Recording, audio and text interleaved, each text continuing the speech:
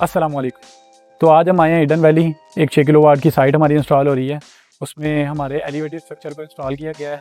यहाँ पे कुछ शेडोज़ के मसले थे। साउथ साइड इस तरफ बनती है और इधर मम्टी का शेडो था, और यहाँ पे साथ वालों के भी काफ़ी 10-12 फुट की वॉल थी जिसमें शाम के वक्त शेडो आ सकता था, जिसकी वजह से हमें एलिवेटेड स्ट्रक्चर को चूज़ करना पड़ा है। ये 12 पैनल का स्ट्रक्चर है जिसकी फ्रंट से जो हाइट है वो हमने 11.5 फुट रखी है, और बैक हाइट इसकी 16 फुट है, और इसका जो टिल्ट एंगल है वो 9.5 डिग्री बनता है।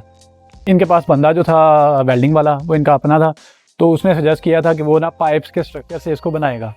तो लेकिन हमने इसको फिर गार्डर से ही बनवाया, एच-बीम स्ट्रक्चर ही यूज़ किया है, क्योंकि ये पिलर्स की हाइट बहुत ज़्यादा है, 16 फुट है। तो अगर आप पाइप के स्ट्रक्चर से यूज़ करते हैं तो एक में उसमें बहुत ज़्यादा वाइब्रेशन होगी, और फिर क्योंकि वो पाइप्स अंदर से हॉलो होते हैं तो वहाँ पे फिर वो स्ट्रेंथ जो स्ट्रक्चर की होनी चाहिए वो रहती नहीं है। कि पानी उस पर चला जाए उस स्ट्रक्चर में तो फिर अंदर से जंग लग जाता है, और फिर कस्टमर को बिल्कुल पता भी नहीं होता, और वो उसकी लाइफ ख़त्म हो जाती है।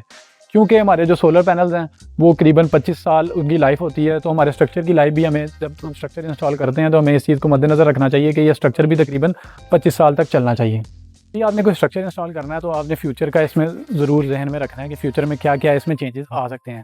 जैसे कि ये साथ वाली छत है, इनकी छत की ऑलरेडी काफ़ी हाइट है। हम अगर चाहते तो हम अपने स्ट्रक्चर को थोड़ा सा नीचे रख के 10 फुट पे भी लगा सकते थे, और वो अभी शेडो का कोई मसला नहीं आना था। लेकिन कल को ये अगर कोई स्ट्रक्चर इंस्टॉल कर लेते हैं और ये सोलर पैनल इंस्टॉल कर लेते हैं, या फिर पीछे एक खाली प्लॉट है वहाँ पे अगर कंस्ट्रक्शन हो जाती है और वो फिर अपने सोलर पैनल इंस्टॉल करते हैं, तो उसका क्योंकि टिल्ट एंगल होगा तो उनका शेडो हमारे सिस्टम पे ना पड़े, इसलिए हमने थोड़ा सा उस दीवार से हट के एक तो इसको इंस्टॉल किया है। फिर दूसरा ये कि हमने इसकी हाइट इतनी रखी है कि ये हाइट अगर वो भी अपना स्ट्रक्चर इंस्टॉल करें और पीछे वाले भी करें तो ये कभी भी इसका शेडो हमारे सोलर पैनल के ऊपर ना पड़े, क्योंकि ये एक लॉन्ग टाइम इन्वेस्टमेंट है। तो इस चीज़ का ख्याल लाजमी रखें जब भी आप स्ट्रक्चर इंस्टॉल कर रहे हो, तो आप फ्यूचर के बारे में ज़रूर सोचें। तो जब आपके पास इस तरह की कोई साइट हो जिसमें आपके पास इस तरह से वॉल्स हों और आप उसको यूज़ कर सकें अपने पिलर्स को बचाने के लिए, तो जैसे हमने देखा है कि हमने सिर्फ 4 पिलर्स लगाए हैं, बाकी हमने ज़्यादातर उसका जो लोड है स्ट्रक्चर का वो वॉल के ऊपर दिया है, जिससे आपका ख़र्चा भी कम होता है और इसकी स्ट्रेंथ भी ठीक रहती है। और उन सरियों की पीसेस की वजह से जब सिविल वर्क हो जाएगा तो ये बहुत अच्छी इसकी स्ट्रेंथ हो जाएगी। असल में होता ये है कि जब तक आप सिविल वर्क नहीं कराते, आप जो मर्जी जितना मर्जी आप हैवी स्ट्रक्चर लगवा लें, असल में इसकी पकड़ जो है वो सिविल वर्क ने करनी होती है। रावल बोर्ड 4 रावल बोर्ड लगाने से आप इतने बड़े स्ट्रक्चर को नहीं पकड़ के रख सकते, बेशक आप उसको लेंटर में लगाएं या टाइल्स में लगाएं।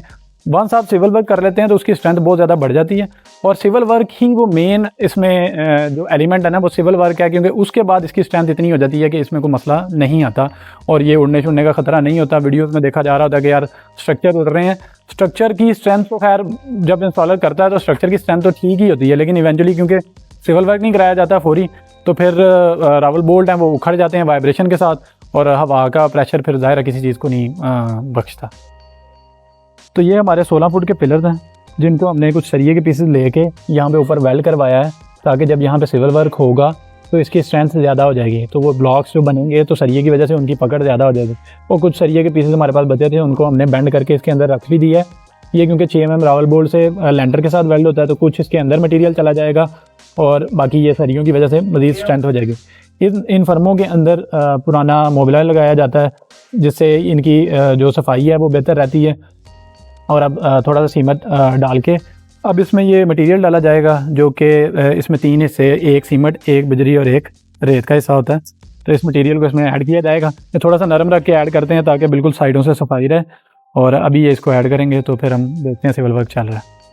इन फर्मों का जो साइज़ है वो 1 फुट बाई 1 फुट का, और हाइट भी इसकी 1 फुट है। तो ये 1 क्यूबिक फीट का ये एक फर्मा होता है, और इसमें इनफ मटेरियल आ जाता है। इसके बाद जो इसकी जो वाइब्रेशन है ना बहुत कम हो जाएगी, इसकी ग्रिप बेहतर हो जाएगी। तो ऐसी ही इन्फॉर्मेटिव वीडियो देखने के लिए चैनल को सब्सक्राइब करें और अपने दोस्तों के साथ ज़्यादा से ज़्यादा शेयर करें। शुक्रिया। अल्लाह हाफ़िज़।